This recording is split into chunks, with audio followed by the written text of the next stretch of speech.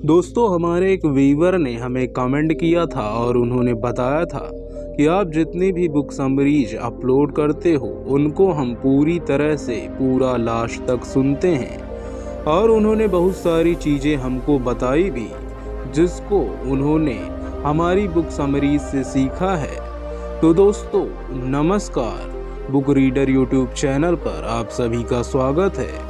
आज हमारी book memory how to develop train and use it, स्मृति को कैसे विकसित करें, प्रशिक्षित और उपयोग करें, विलियम वाकर एटकिंसन इसके लेखक हैं। इसका एपिसोड नंबर 6 है। दोस्तों एपिसोड नंबर 5 में आप सबने खूब प्यार दिया, खूब सपोर्ट किया, उसके लिए दिल से आप सबको धन्यवाद। दोस्तों जो हमारे बुक समरीज को पूरा देखते हैं उनको भी दिल से धन्यवाद, क्योंकि वह हमें एक प्रकार से सपोर्ट करते हैं, हमारे वीडियोस को शेयर करते हैं, लाइक करते हैं। तो दोस्तों यदि आप हमें सपोर्ट करना चाहते हो तो आप हमारे चैनल को सब्सक्राइब करके लाइक कर दीजिए और अपना एक प्यारा सा कमेंट करना मत भूलिएगा। तो दोस्तों हमने पिछले भी वीडियो में बताया था कि हम जो गिफ्ट देने वाले हैं 100 सब्सक्राइब होने पर ही देंगे। तो दोस्तों वह दिन बहुत ही जल्द आने वाला है, क्योंकि हमारी फैमिली लगातार बढ़ रही है और हमारी पूरी फैमिली को दिल से सपोर्ट, क्योंकि उन्होंने हमारे चैनल को सब्सक्राइब किया है और हमारी मेहनत को पसंद करते हैं। तो दोस्तों चलिए आज की इस बुक समरी को शुरू करते हैं। आज हम लेसन नंबर 16 से शुरू करेंगे। तो चलिए दोस्तों शुरू करते हैं।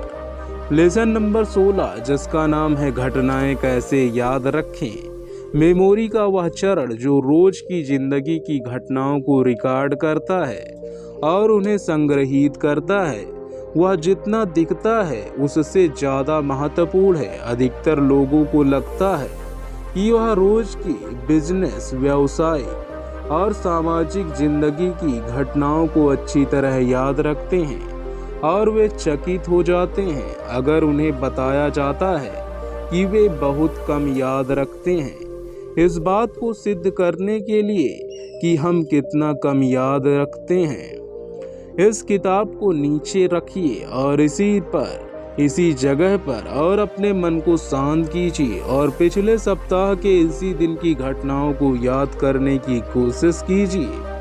आपको आश्चर्य होगा कि उस दिन की घटनाओं को आपको कितनी कम याद है। फिर इसी प्रयोग को कल की घटनाओं के साथ कीजिए। इसके परिणाम भी आपको चकित कर देंगे।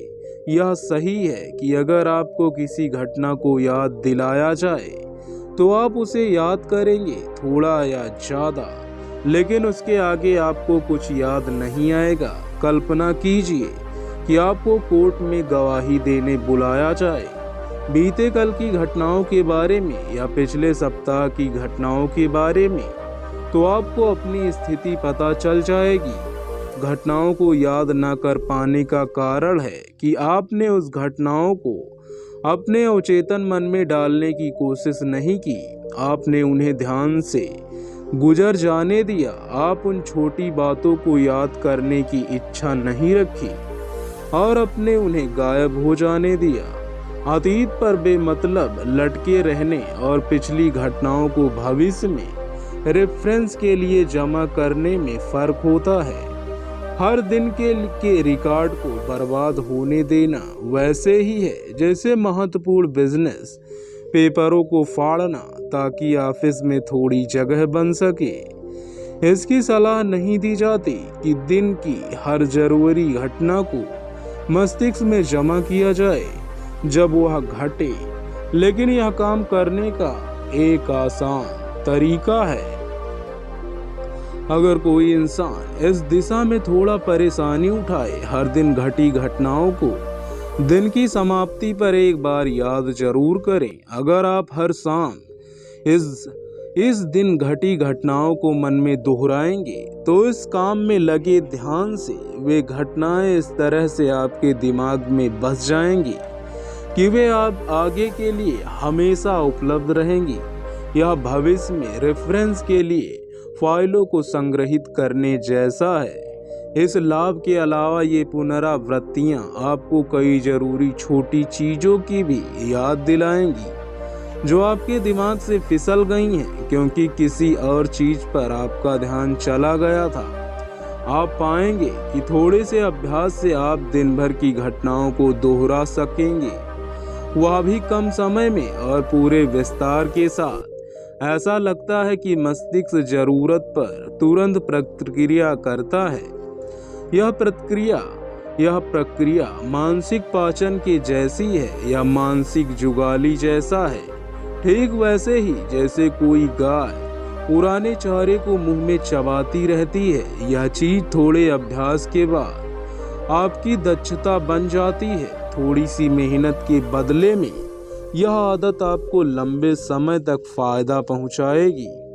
आप दिन भर के इस रिकॉर्ड को भविष्य के इस्तेमाल के लिए जमा करने का लाभ तो पाते ही हैं, साथ ही आपका ध्यान ऐसी कई चीजों पर जाता है जो आपकी नजरों से बच गए हैं और आप पाएंगे कि कई महत्वपूर्ण विचार आपको जुगाली के समय मन में आएंगे। यह काम आप शाम में ही कर लें जब आप आरामदायक स्थिति में हो, लेकिन यह काम बिस्तर में जाने के बाद मत करें। बिस्तर सोने के लिए, सोचने के लिए नहीं।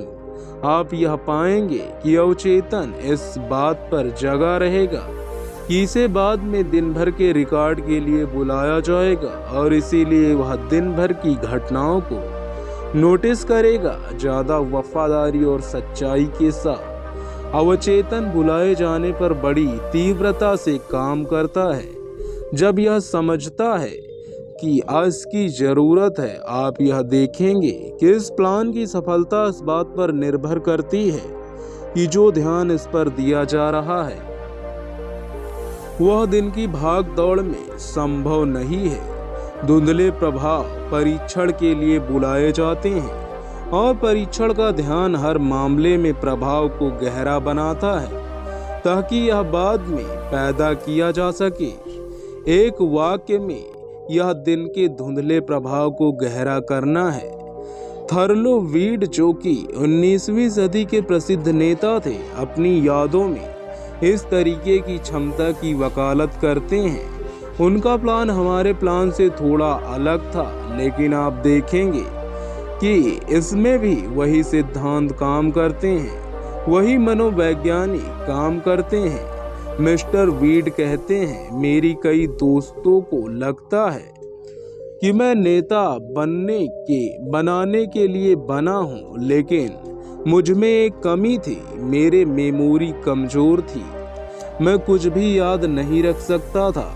तिथि, नाम, मुलाकात, चेहरे, हर चीज मैं भूल जाता था। मैंने अपनी पत्नी से कहा, कैथेरीन, मैं कभी सफल नेता नहीं बन पाऊंगा क्योंकि मुझे कुछ याद नहीं रहता और यह नेता बनने के लिए पहली जरूरत है। एक नेता अगर एक इंसान को देखे तो वह उसे हमेशा याद रखना चाहिए। मेरी पत्नी ने कहा कि मुझे अपनी मेमोरी को ट्रेनिंग देना चाहिए। इसीलिए जब मैं घर आया तो रात में अपने साथ 15 मिनट बैठा और दिन भर की घटनाओं को याद करने की कोशिश करने लगा। मैं शुरू में बहुत थोड़ा याद कर सका। मुझे यह भी याद नहीं था कि मैंने नाश्ते में क्या खाया था। कुछ दिनों के अभ्यास के बाद मैं और भी याद करने लगा। घटनाएं ज्यादा तेजी और सटीकता एवं जीवंतता के साथ आने लगी। लगभग 15 दिनों के बाद कैथरीन ने कहा, तुम दिन की घटनाएं खुद को याद दिलाने की बजाय मुझे क्यों नहीं बताते? यह दिलचस्प होगा और मेरी दिलचस्पी तुम में उत्साह जगाएगी। अपनी पत्नी की राय के लिए इज्जत होने के कारण मैं सारी चीजें याद करके बताने लगा। यह सिलसिला 15 साल तक चला। हर रात सोने से ठीक पहले मैं उसे दिन भर की हर घटना याद करके बताने लगा जो दिन में घटी थी। मैंने याद किया कि नाश्ते में क्या खाया था, डिनर और चाय में क्या लिया था, किन लोगों से मिला था और उन्होंने क्या कहा था। अखबारों के लिए मैंने एक संपादकीय लिखे थे।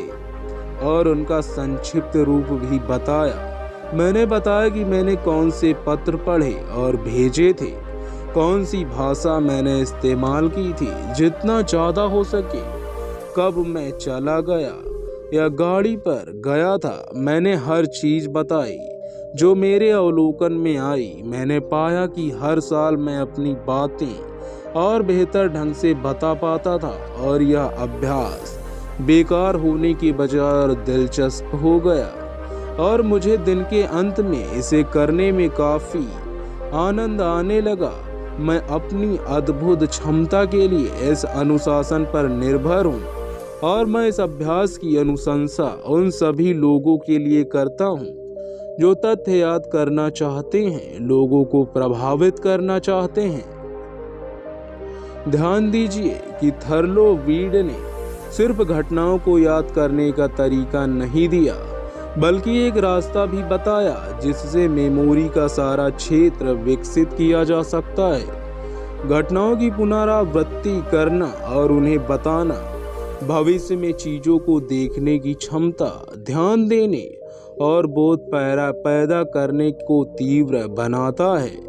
अगर आप किसी चीज को देख रहे हो जिसे आपको किसी और इंसान के सामने विस्तार से बताना है, तो आप स्वाभाविक रूप से उस पर ज़्यादा ध्यान देंगे। यह जानकारी कि आपको यह घटना किसी और को बतानी है आप में उत्साह पैदा करेगी जो आप में वैसे नहीं होगी अगर आप चीज़ों को यह सोचकर महसूस करेंगे कि आपको बाद में इसे बताना है, तो आपकी दिलचस्पी और ध्यान देने की क्षमता बेहतर हो जाएगी और आपकी मेमोरी पर गहरा प्रभाव पड़ेगा।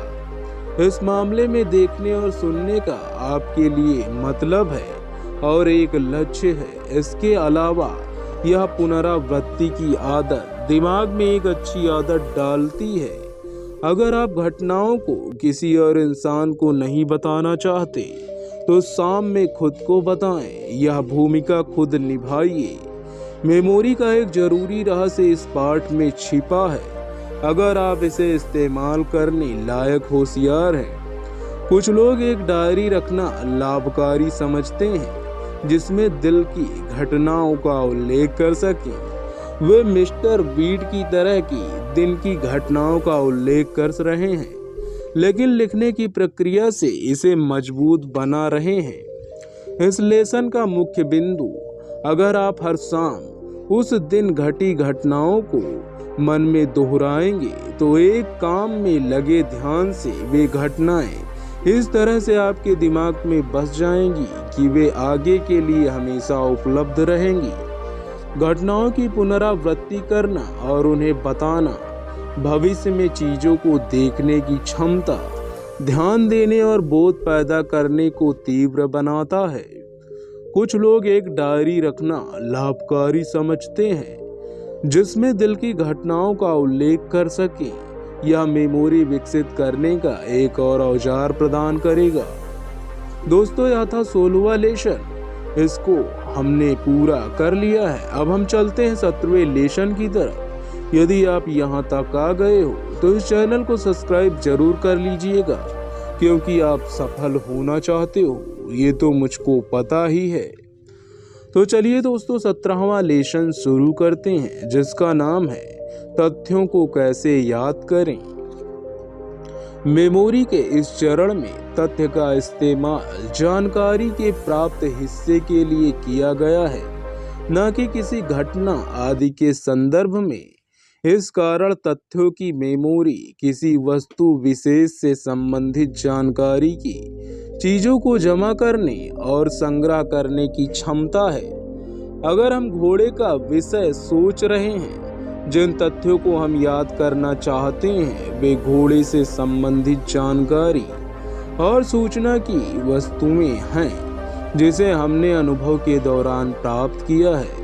वे तथ्य जो हमने देखे, सुने या पढ़े हैं। इस जानवर के संदर्भ में या इससे संबंधित मामले में हम लगातार सभी विषयों के संबंध में सूचना एकत्र कर रहे हैं, लेकिन जब हम उन्हें संग्रहित करना चाहते हैं तो यह काम कठिन लगता है। भले ही आरंभिक प्रभाव स्पष्ट थे, यह मुश्किल मूलतः इस कारण है कि कई तथ्य हमारे मस्तिष्क में समय या स्थान या फिर दोनों के संबंध में नरारद हैं।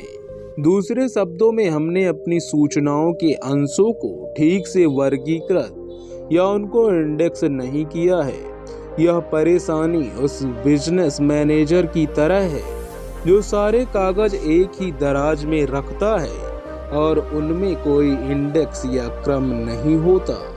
वह जानता है कि सभी वहीं पर हैं, लेकिन जरूरत पड़ने पर उन्हें खोज नहीं पाता। या फिर हम उस अक्षर योजक की तरह हैं जिसका टाइपराइटर खराब हो गया है और उसे बड़े इंडेक्स में फेंक दिया गया है, और जब वह एक बुक पेज को सेट करने की कोशिश करता है, उसे यह नामुमकिन नहीं तो कठिन तो लगता ही है।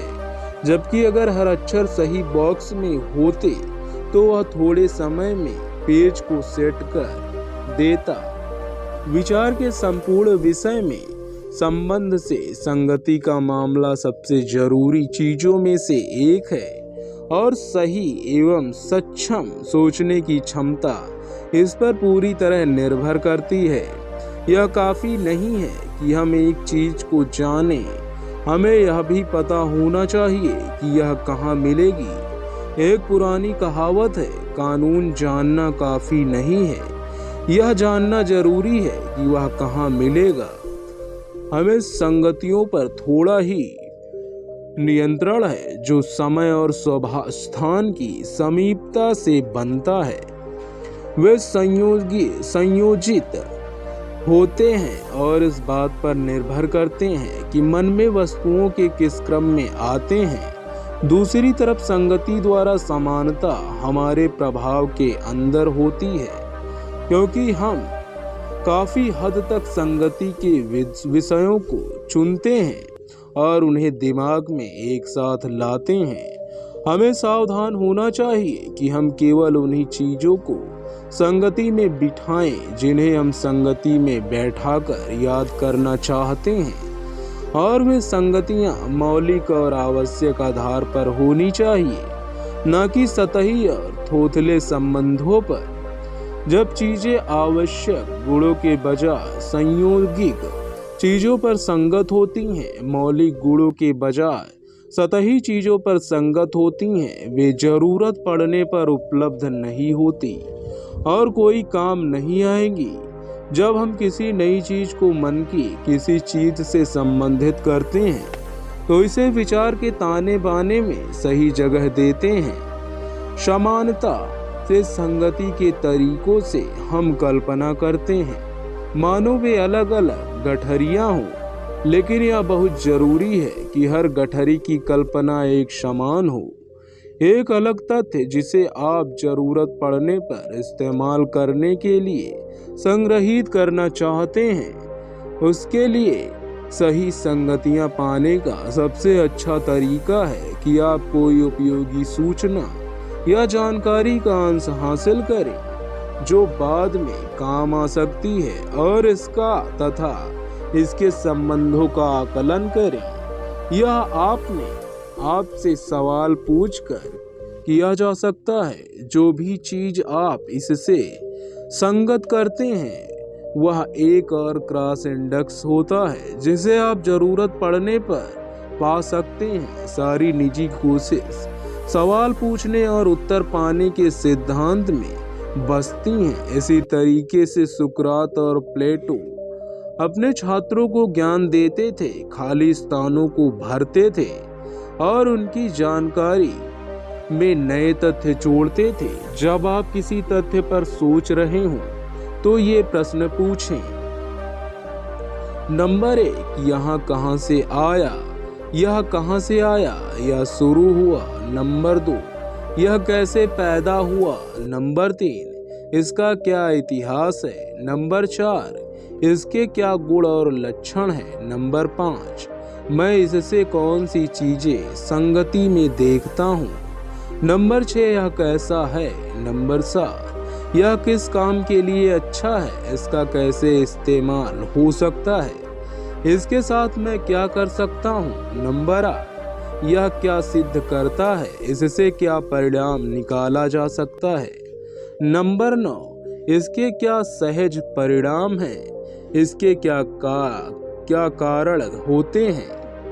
इसका क्या भविष्य है? नंबर 10, और इसका स्वाभाविक अंत क्या है? नंबर 11, मैं इसके बारे में क्या सोचता हूँ? इसके लिए मेरे मन में क्या छवि है? नंबर 12, इसके बारे में मैं क्या जानता हूँ और इसकी क्या जानकारी है? नंबर 13, मैंने इसके बारे में क्या सुना है, किससे और कब सुना है? अगर आप किसी तथ्य को इस कड़ी परीक्षा से गुजारेंगे तो आप सैकड़ों सुविधाजनक और पहचान के तथ्य तो जोड़ेंगे ही, ताकि आप इसे जरूरत पड़ने पर याद कर सकें, और साथ ही सामान्य जानकारी का एक नया विषय भी पैदा करेंगे जिसका यह तथ्य केंद्र विचार होगा।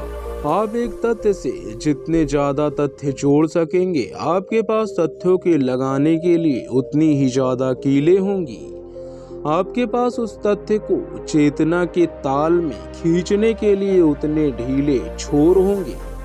आपके पास ज्यादा इंडेक्स होंगे जिनसे आप उस तथ्य को जरूरत पड़ने पर खींच सकते हैं। आप एक तथ्य को जितनी संगतियों से जोड़ेंगे, यह उस तथ्य का आपके लिए उतना मतलब होगा और आपके मस्तिष्क में उतनी दिलचस्पी पैदा होगी। साथ ही ऐसा करते समय आपको उस तथ्य से जुड़े काम करते समय यह स्वतः याद आ जाएगा, मतलब कि यह आपके दिमाग में किसी और चीज के संदर्भ में आ जाएगा। और जितना ज्यादा आप उस तथ्य का इस्तेमाल करते हैं, जरूरत पड़ने पर उतनी तेजी से याद आएगा, और यह तथ्य के साथ जितनी ज्यादा संगतियां आप बिठाते हैं, वह उतनी ज्यादा बार इस्तेमाल होगा। याद करने लायक दूसरा तथ्य है कि किसी तथ्य की भविष्य की संगति इस पर निर्भर करती है कि तथ्यों को कैसे संग्रहित किया जा रहा है।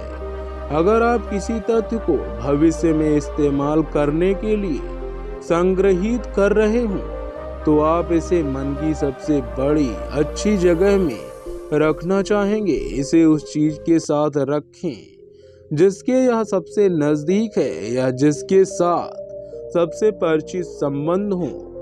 बच्चा इसे अनजाने में करता है, यह प्रकृति का तरीका है। उदाहरण के तौर पर बच्चा एक जेब्रा देखता है, वह इसे धारियों वाला खच्चर कहता है। एक जिराफ को लंबी गर्दन वाला घोड़ा कहता है। एक ऊंट को लंबे व टेढ़े पैरों वाला लंबी गर्दन और कुबड़ी पीठ वाला घोड़ा कहता है। बच्चा हमेशा नई जानकारियों को किसी समान तथ्य से जोड़ता है।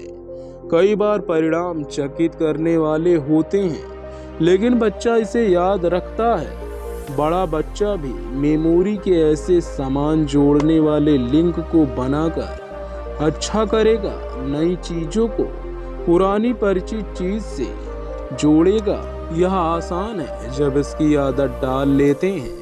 सवालों की सारणी आपके मन को जोड़ने वाली एक लिंक देगी, उनका इस्तेमाल करें। अगर आप संबंध से संगति के महत्व का सबूत चाहते हैं और इस पर काम करने वाले नियम चाहते हैं, तो आपको सामान्य विचार की ट्रेन या तस्वीरों की चेन मन में याद करनी होगी, जिसके बारे में हम दिवा स्वप्न देखते समय सजग हो जाते हैं या किसी विषय पर सामान्य चिंतन में सोचते हैं। हर मानसिक छवि या आइडिया या उसकी याद उसके पहले आने वाले और बाद में आने वाले विचारों से जुड़ी और संबंधित होती है। यह चेन अनंत होती है जब तक कोई इसे बाहर से न तोड़ दे। एक तथ्य आपके दिमाग में आता है कहीं आकाश से और इसका किसी से कोई संबंध नहीं होता।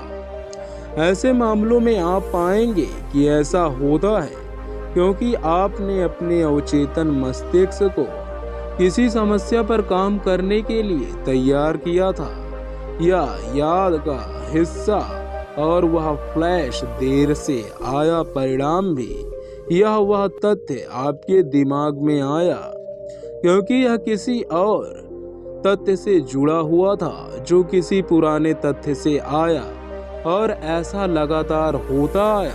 आप दूर से ट्रेन की सीटी सुनते हैं और ट्रेन के बारे में सोचते हैं, फिर यात्रा के बारे में सोचते हैं, फिर किसी दूर की जगह के बारे में सोचते हैं, फिर उस जगह में किसी इंसान के बारे में सोचते हैं, फिर उस इंसान की जिंदगी की किसी घटना के बारे में सोचते हैं, फिर किसी दूसरे इंसान की जिंदगी में वैसी घटना के बारे में सोचते हैं, फिर दूसरे इंसान के बारे में सोचते हैं, फिर उसके भाई के बारे में सोचते हैं, फिर उसके भाई के बिजनेस के बारे में सोचते हैं, फिर उस जैसे किसी और बिजनेस के बारे में सोचते हैं, फिर किसी इंसान के बारे में सोचते हैं जिसने वैसा सौदा किया हो। तब सोचते हैं कि वैसे नाम के एक इंसान ने आपसे उधार किया है, तब उधार के पैसे वापस लेने के बारे में सोचते हैं। तब एक वकील के पास जाने के बारे में सोचते हैं जो बता सके कि पैसे वापस मिल सकते हैं या नहीं। हालांकि आपका कर्जदार पिछले साल एग्जीक्यूशन प्रूफ था, दूसरे से आने वाली ट्रेन से लेकर पैसे वापस पाने तक, लेकिन तब भी लिंक भूल जाते हैं। आप कहेंगे कि आपने सिर्फ कर्जदार के बारे में सोचा या उस चीज के बारे में जो आपके दिमाग में आई आदि, लेकिन यह संगति का नियम था और सही यही है। अब आप पाएंगे कि आप जब भी आप मानसिक विचार की संगति आदि सुनेंगे, ऊपर बताए गए उदाहरण को याद करेंगे, हमने आपकी संगति की चेन में एक नया लिंक जोड़ दिया है और यह सालों बाद आपके दिमाग में आएगा। तथ्यों की मेमोरी इस लेसन का मुख्य बिंदु।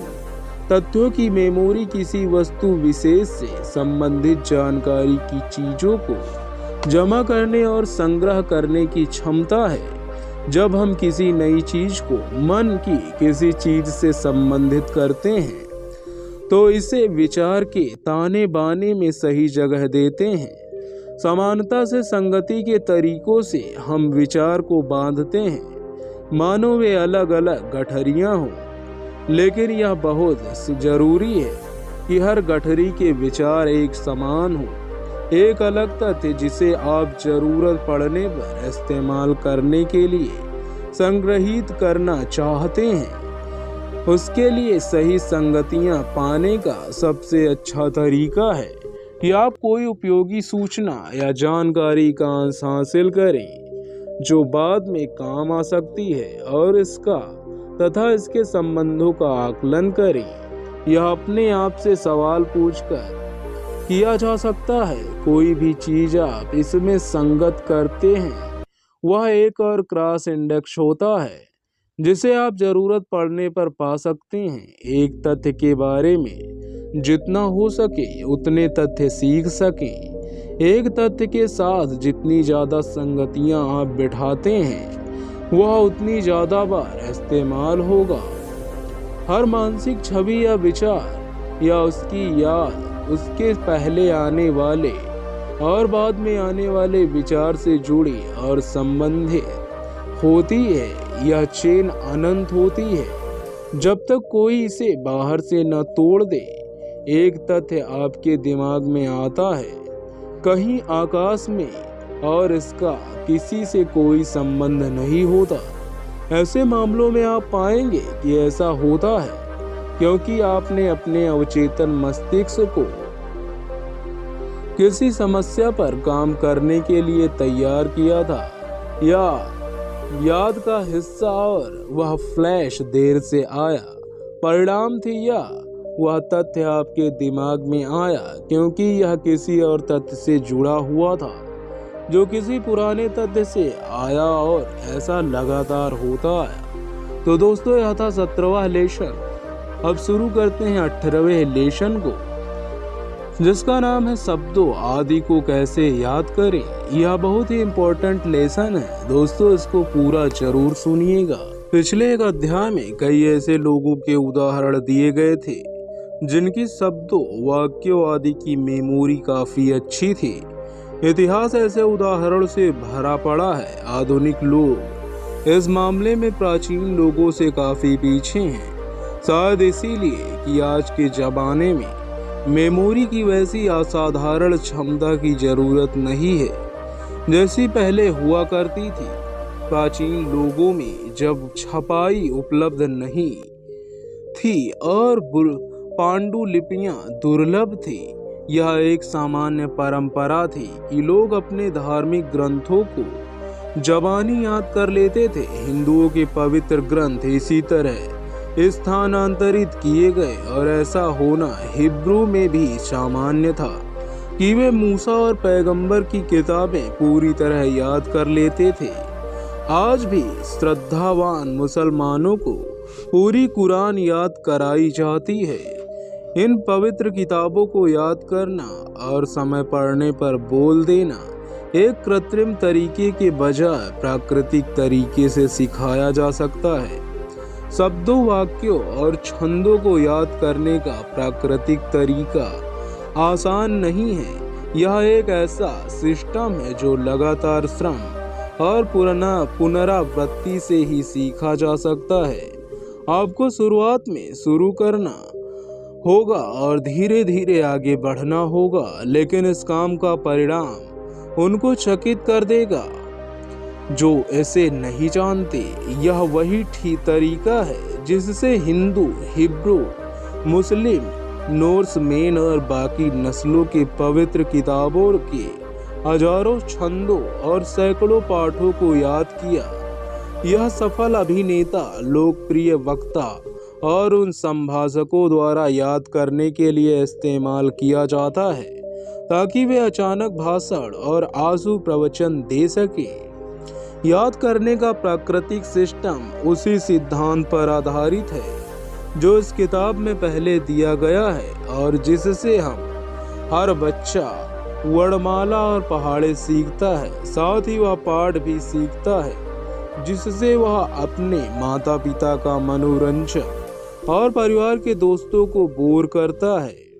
यह सिद्धांत कहता है कि एक समय में एक ही पंक्ति सीखें और उसकी पुनरावृत्ति करें, उसके बाद दूसरी पंक्ति सीखकर उसकी पुनरावृत्ति करें, फिर दोनों पंक्तियों की एक साथ पुनरावृत्ति करें और ऐसा लगातार करते रहें। हर नई पंक्ति को पिछली पंक्ति साथ पुनरावृत्ति करें। बच्चा का की ध्वनि सीखता है, फिर खा की ध्वनि सीखता है, उसके बाद पहली पुनरावृत्ति में का और खा की आवाज जोड़ता है, फिर गा जोड़ता है और पुनरावृत्ति करता है का, खा, गा, जब तक ज्ञा तक न पहुंच जाए। उसके बाद बच्चा का से ज्ञा तक की सूची की पुनरावृत्ति करता है।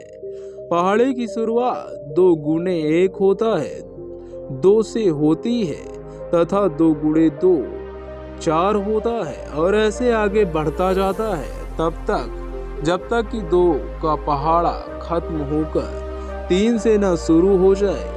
यह प्रक्रिया लगातार जोड़ते रहने और पुनरावृत्ति से बढ़ती जाती है और बच्चा अपनी मेमोरी से परे पूरे पहाड़े को याद करके सुना देता है। बच्चे के मामले में वर्णमाला या पहाड़ा सिर्फ सीख कर दोहराने से ज़्यादा चीज़ें भी हैं। इस अभ्यास में मेमोरी और ज़्यादा मजबूत होती जाती है। मेमोरी मस्तिष्क की हर क्षमता और शरीर की हर मांसपेशी की तरह अच्छे इस्तेमाल और अभ्यास से मजबूत होती जाती है। यह अभ्यास और इस्तेमाल न सिर्फ मेमोरी का विकास करता है बल्कि साथ ही साथ अन्य क्षमताओं का भी विकास करता है। वह इसीलिए कि अभ्यास से एकाग्रता की क्षमता बढ़ती है और ध्यान देने का विकास होता है। अगर आप शब्दों, वाक्यों आदि के लिए अच्छी मेमोरी का विकास करना चाहते हैं तो अपनी पसंदीदा कविता के साथ प्रारंभ कीजिए, फिर 4 से 6 पंक्तियों वाले एक छंद को याद कीजिए। इसे अच्छी तरह सीखिए। हर पंक्ति को जब तक आप इसे बिना किसी गलती के दोहरा ना लें, हर छंद के हर अक्षर को संपूर्ण कीजिए, इतना संपूर्ण कि आप इसके अक्षरों और संकेतों को मन में देख सकें। फिर उस दिन रुक जाइए, अगले दिन पुराने छंद को दोहराइए और अगले छंद को उसी तरह याद कीजिए। फिर पहले और दूसरे छंद की पुनरावृत्ति कीजिए। दूसरे छंद में पहले छंद को जोड़ने से दोनों संगति से जुड़ जाते हैं और उनकी हर पुनरावृत्ति उस जुड़ाव को और मजबूत करती है, जब तक वह दिमाग में का खा गा की तरह न जुड़ जाए। तीसरे दिन तीसरा छंद सीखिए, उसी तरह से और तीनों की पुनरावृत्ति कीजिए। इसे 1 महीने तक करते रहिए। रोज एक नया छंद जोड़ते रहिए और सीखते रहिए, लेकिन शुरू से अंत तक पूरे की पुनरावृत्ति कीजिए। आप उन्हें वर्णमाला के अक्षरों की तरह बोल सकेंगे, का से ज्ञ तक। अगर आप बार बार अच्छी तरह पुनरावृत्ति कर सकें, तब दूसरे महीने में हर दिन 2 छंद सीखिए और हर दिन जोड़ते जाइए। साथ साथ अच्छी तरह पुनरावृत्ति कीजिए। आप पाएंगे कि आप दूसरे महीने में 2 छंद उतनी आसानी से याद कर सकते हैं जितनी आसानी से आपने पहले महीने में 2 छंद किए थे। इसी तरह आप हर महीने बढ़ते जाइए, 1 छंद रोज के काम में बढ़ाते जाइए, तब तक आपके पास इस काम के अलावा समय न बचे और आप अपने काम से संतुष्ट न हो जाएं। धीमे बढ़ें और असाधारण बनने की कोशिश न करें। बहुत ज़्यादा दबाव न लें। एक कविता याद करने के बाद दूसरी कविता लें, लेकिन पहली कविता की समय समय पर पुनरावृत्ति करना न भूलें। अगर आप अपने अन्य काम की वजह से अन्य छंद न छोड़ सके तो पुनरावृत्ति करते रहें। यह अभ्यास और पुनरावृत्ति नए छंदों को जोड़ने से अधिक जरूरी है। कविताओं के साथ गद्य पर भी काम करें। आप इस अभ्यास के अंत में दिए छोटी कविताओं के छंदों से शुरुआत कर सकते हैं, फिर बड़ी कविताओं की ओर बढ़ें। बाइबल के छंद इस काम के लिए उपयुक्त हैं क्योंकि वे मेमोरी में आसानी से चले जाते हैं। शेक्सपियर के नाटक या उमर खयाम की रुबाइयाँ या स्टॉक की लेडी ऑफ द लेक या मार्टिन लूथर के मेरा एक सपना है भाषण जैसे पद्यांश याद करने के इस काम के लिए उपयुक्त है। पूरी कविता को देखने पर यहाँ जो भी दी गई है, यह नामुमकिन होगा कि आप इसे पूरी तरह याद कर सकें और हर अक्षर सही बोल सकें। लेकिन जिस तरह पानी की बूंदों के गिरने से पत्थर कट जाता है और बर्फ का गोला बढ़ता जाता है, उसी तरह अपनी जानकारियों में थोड़ा थोड़ा जोड़ते रहने से आपकी याद की हुई कविताएं, छंदों आदि का भंडार बड़ा होता जाएगा। जब आपने याद की हुई चीजों का बड़ा भंडार बना लिया हो, तो उसकी एक ही बार में पुनरावृत्ति करना असंभव होगा। लेकिन सभी की थोड़े थोड़े समय पर पुनरावृत्ति करते रहें, भले ही इसमें कितने भी दिन लगे। जब आपने मेमोरी के सिद्धांतों के साथ परिचय बना लिया हो, जैसा पिछले पाठों में किया है, तो आप देखेंगे कि अभ्यास, ध्यान, संगति और पुनरावृत्ति मेमोरी के प्राकृतिक तरीके से जुड़े हुए हैं।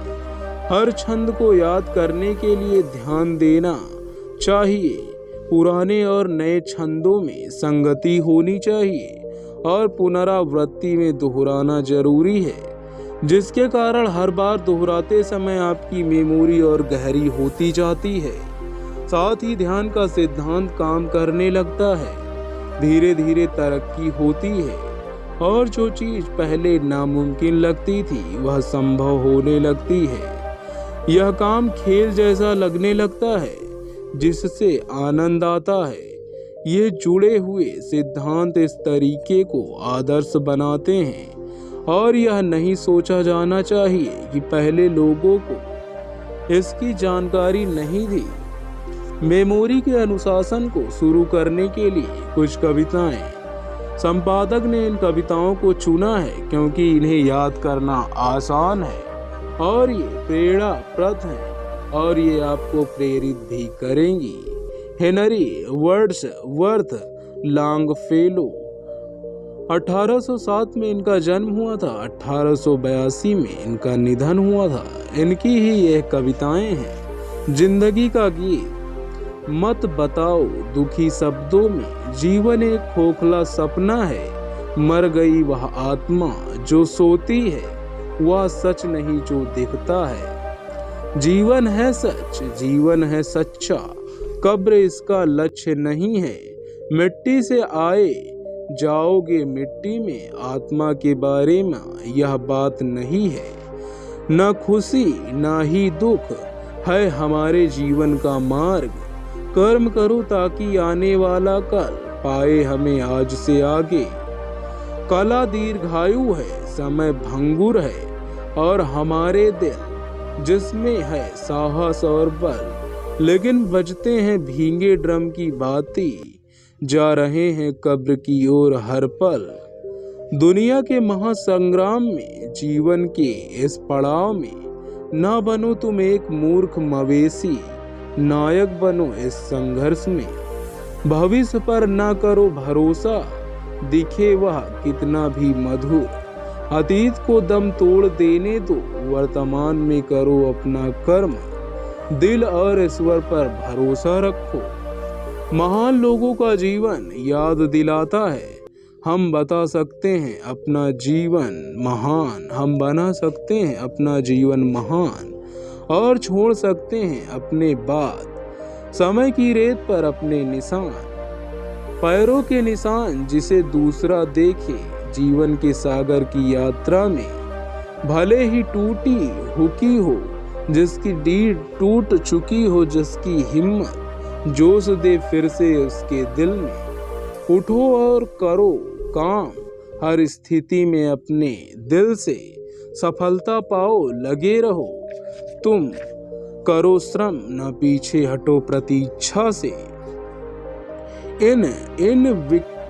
इनविक्टस विलियम हेनरी के द्वारा। वह रात जो मुझ पर छाई है, काली है एक छोर से दूसरे छोर तक।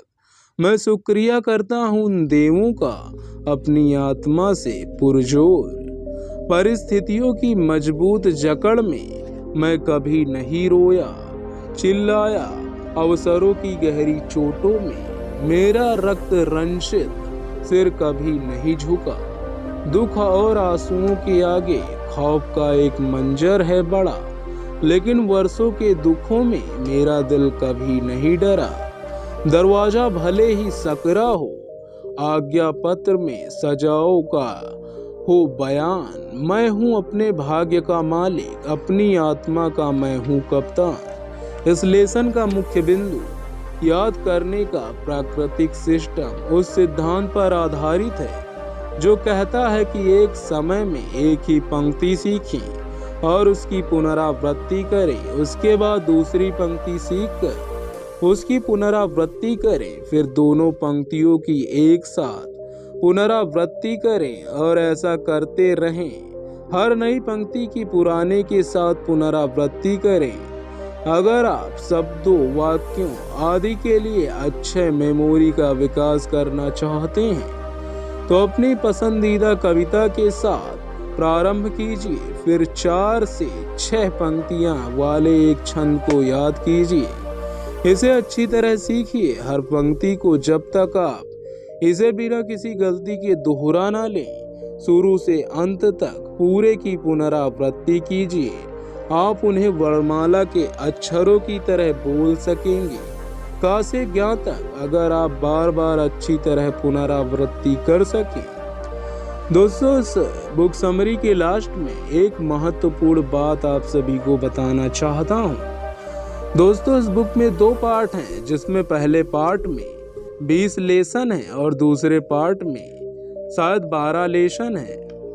तो दोस्तों, यहाँ पर हमने 18 लेसन तक कवर कर लिया है। अब इसके बाद इस पार्ट में 2 लेसन बचे हुए हैं, 19 और 20।